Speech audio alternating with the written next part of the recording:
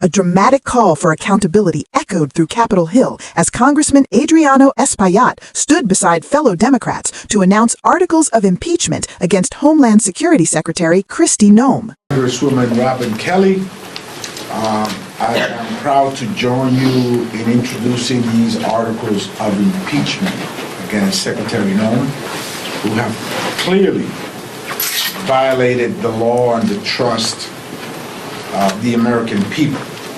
32 people died under DHS custody in 2025, and already 4 people have died in 2026, along widespread reports of sexual abuse, medical neglect, and inhumane conditions. All of this enabled by a broken system. But most importantly, our eyes do not defy us. Our eyes do not lie to us. We see, as the rest of the world has seen, have women are being violently pulled out of their cars and assaulted in front of the American people and in front of the eyes of the world. How a woman was shot in the face as America watched on TV and as the rest of the world watched of this heinous murder.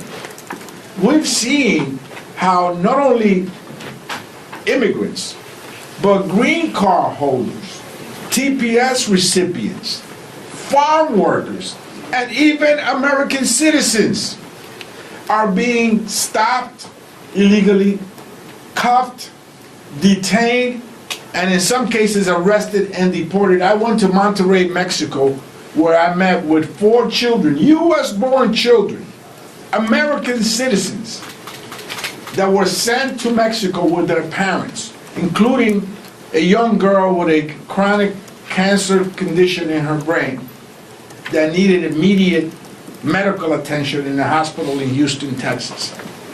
So this is a human rights violation, a blatant human rights violation. This is only seen in aggressive dictatorships across the world. And so that's what we have. This is the Trump dictatorship. Do you think that a dictatorship knocks on your door and gives you a dozen roses when you open it? A dictatorship takes away your rights, your fundamental rights. It creeps up behind you and it assaults you. Eventually, it knocks on your door and shoots you. This is what's happening in America today. And so that's why it is important to hold the secretary accountable. This is enshrined in our laws and our Constitution. We must exercise our oversight powers.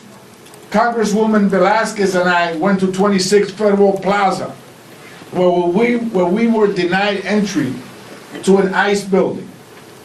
Subsequently, we went to court, and we had a favorable decision by that court to allow us to exercise our oversight powers.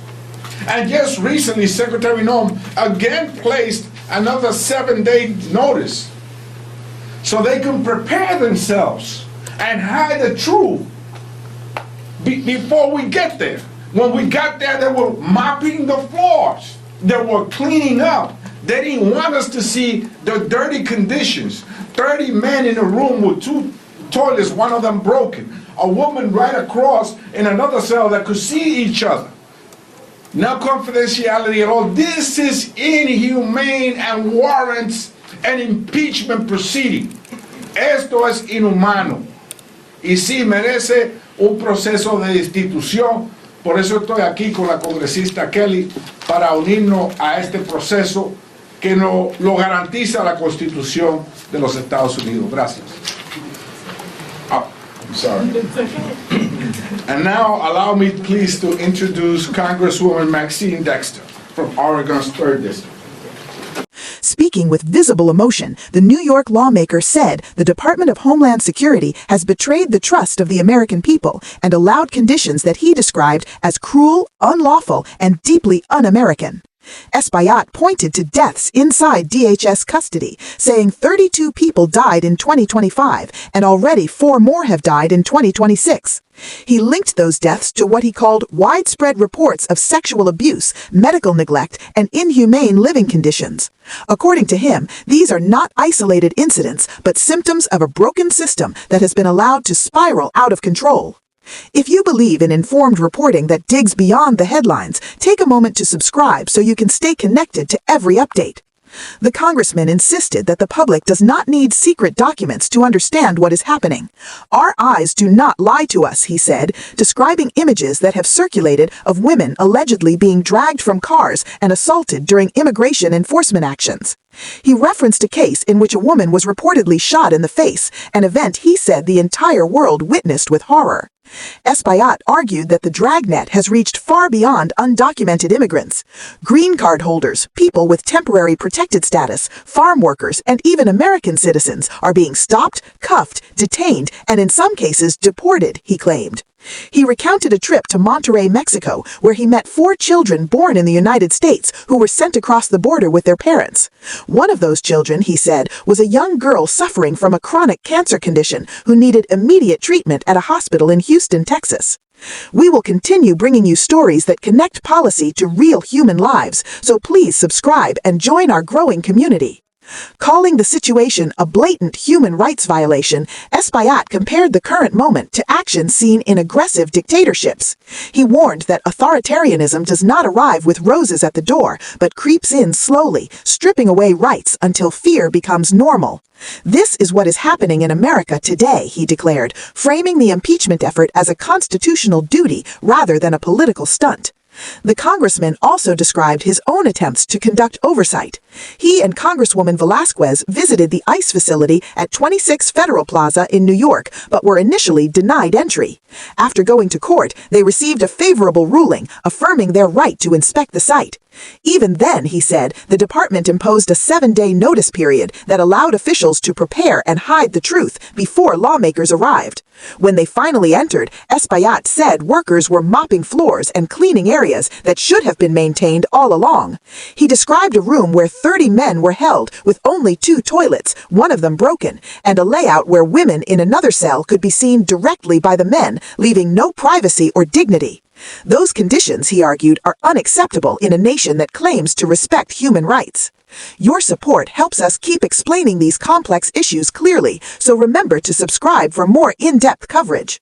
For Democrats backing the impeachment articles, the issue is not immigration enforcement itself, but the manner in which it is being carried out. They accuse Secretary Noem of overseeing policies that disregard the law and basic decency. Republicans have pushed back, arguing that DHS is restoring order after years of chaos at the border.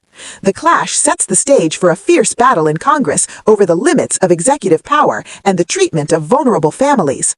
As the press conference ended, Espaillat introduced Congresswoman Maxine Dexter to continue the call for action, signaling that this effort will not fade quietly.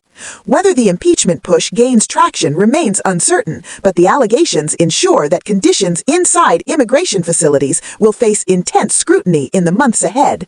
Stay with us as we follow every development, and do not forget to subscribe so you never miss an important story.